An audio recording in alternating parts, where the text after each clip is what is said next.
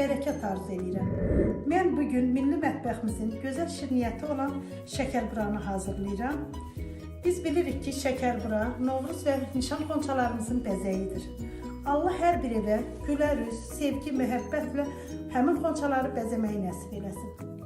Şəkərburanın xamirini hazırlamaq üçün bizə un, kərə yağ, qaymaq, yumurta, bir çimdik duz, qaşığın ucunda droj, bir vanil, 60-70 qram da süt lazımdır. Şəkərburamızın içliyi üçün bizə çəkilmiş fındıq, pesok, bir çay qaşığı da hil lazımdır. İndi isə şəkərburamızın xəmirini hazırlayaq. Şəkərburamızın xəmirini hazırlamaq üçün bir damcı duzumuzu atırıq, çox az, bərəkət üçün.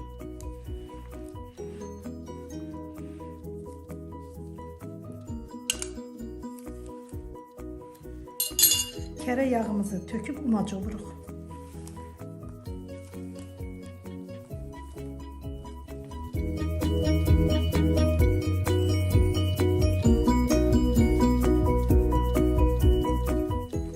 Umacımızı ovduq, heç bir yağ dənələri qalmadı.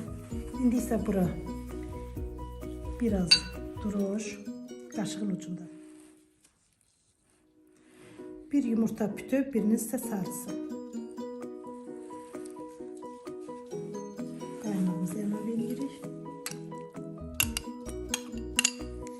Bura bir vanil əlavə edirik.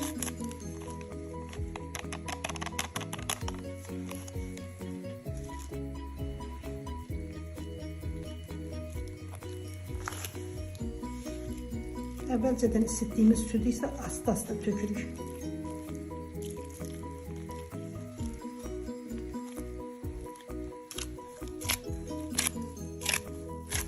Şəkərburanın xamırı paxlavaya nisbətən çox bərk olur.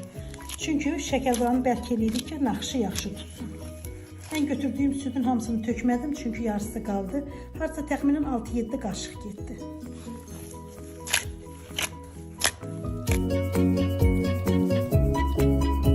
Xəmirimizin bərkliyi bu bərklikdə olur. Xəmirimizi bir 15 dəqiqə qoyuruq dincəlməyə. Ona qədər biz içliyi hazırlayaq. Xəmirimiz bir 15 dəqiqə gələnə qədər biz içliyimizi hazırlayaq.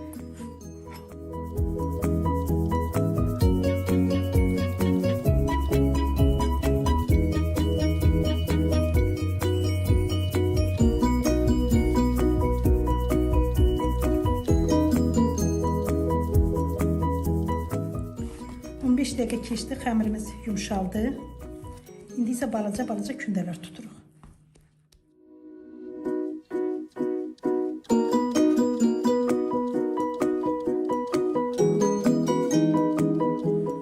Mənim xəmirimdən 25 dənə kündə çıxdı. İndi isə keçirik şəkərburalarımızı hazırlamağa.